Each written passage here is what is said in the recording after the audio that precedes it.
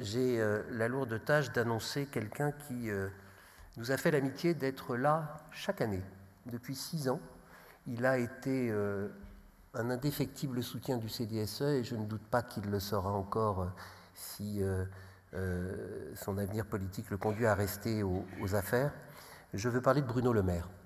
Je taquinais tout à l'heure son titre. C'est vrai que quand on est ministre de l'économie, des finances et de la souveraineté industrielle et numérique, on se dit c'est un peu beaucoup.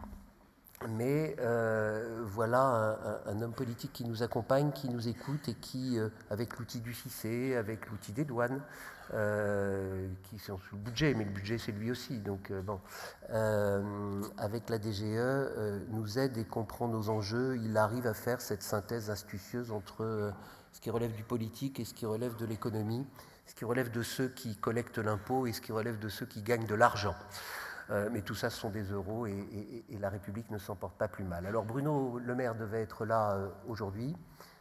Il paraît qu'il s'est passé des événements ces dernières heures qui requièrent la présence des ministres dans toutes sortes de cénacles importants.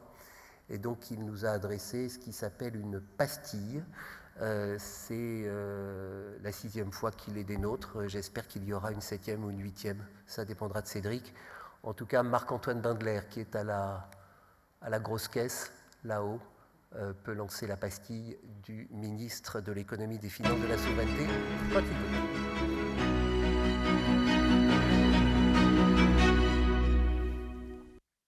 Bonjour à toutes et à tous. Je ne peux malheureusement pas être avec vous aujourd'hui pour ce colloque du Club des directeurs de sécurité des entreprises, mais je tenais à m'adresser à vous, et en particulier à mon ami Stéphane Volant, qui termine prochainement son mandat après 6 ans de présidence et qui a toujours été un interlocuteur de très grande valeur.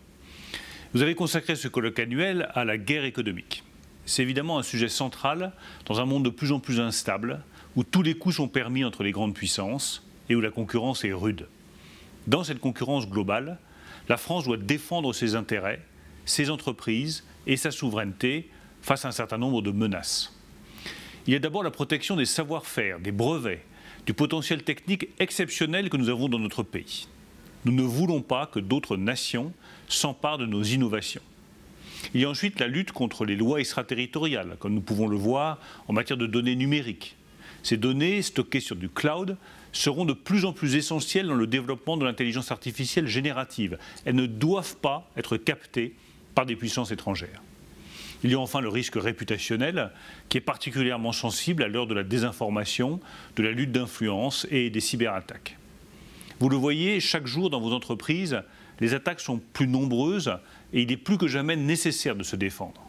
Je veux vous dire que le gouvernement est à vos côtés.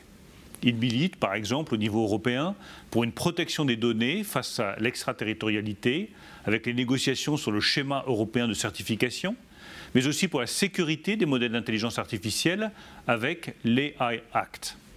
Il s'agit, au niveau national, avec le projet de loi visant à sécuriser et à réguler l'espace numérique, de renforcer aussi le contrôle des investissements étrangers et de mettre en place une politique ambitieuse de réindustrialisation. Nous sommes sur la bonne voie. Mais je compte sur vous pour travailler étroitement avec mes services, en particulier le service de l'information stratégique et de la sécurité économique, et avec la direction générale des entreprises pour renforcer encore notre action.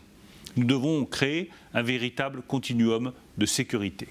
Restez mobilisés. Encore merci à Stéphane Volant de son invitation et je vous souhaite d'excellents travaux.